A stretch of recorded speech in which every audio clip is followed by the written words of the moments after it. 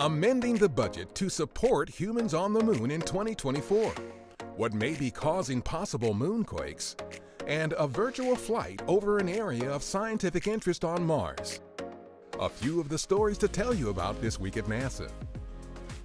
During an agency-wide town hall at our headquarters on May 14th, NASA Administrator Jim Bridenstine and other senior agency leaders discussed the President's proposed amendment to NASA's 2020 budget to support accelerated plans to land astronauts on the moon by 2024. I think in a very strong vote of confidence for this agency, the administration decided to give us $1.6 billion of new spending. That is, I think, a very strong indicator that this administration is committed to achieving the end state in a bipartisan way. Under the President's Space Policy Directive 1, we are sending astronauts to the moon and then on to Mars in a measured, sustainable way as part of an innovative program of exploration with commercial and international partners to enable human expansion across the solar system. For more on our Moon to Mars effort, go to nasa.gov/moon to Mars.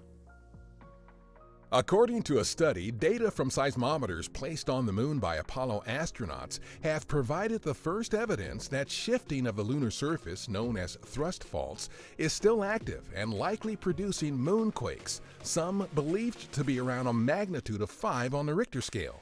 Thrust faults, where a section of the moon's crust is pushed up over another, happen because the gradual cooling of the moon's interior is causing the moon to shrink.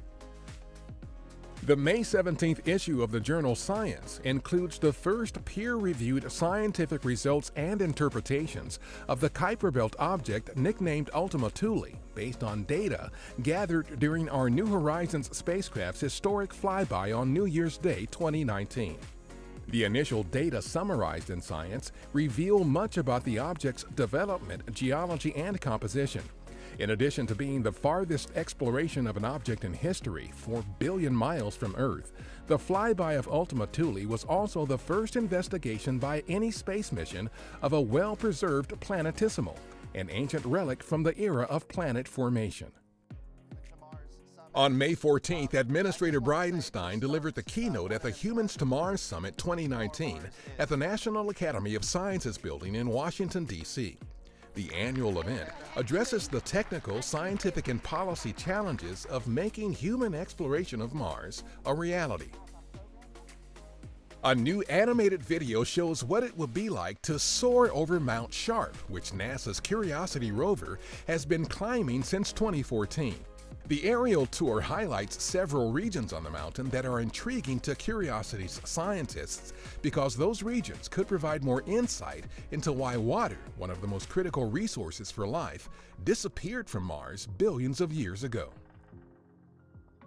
Our Mars Reconnaissance Orbiter, or MRO, has circled the red planet 60,000 times and counting. MRO completed that milestone on May 15th. Since entering orbit in March 2006, the spacecraft has been collecting daily science about the planet that can be used to define future missions that bring humans to Mars. In addition to sending back its own data, the spacecraft is part of a network that relays data back to Earth from our Mars rovers and landers on the surface. In fact, MRO is expected to reach another milestone later this month when it will have relayed 1 terabit of data, largely from our Curiosity rover. That's what's up this week at NASA. For more on these and other stories, follow us on the web at nasa.gov/twan.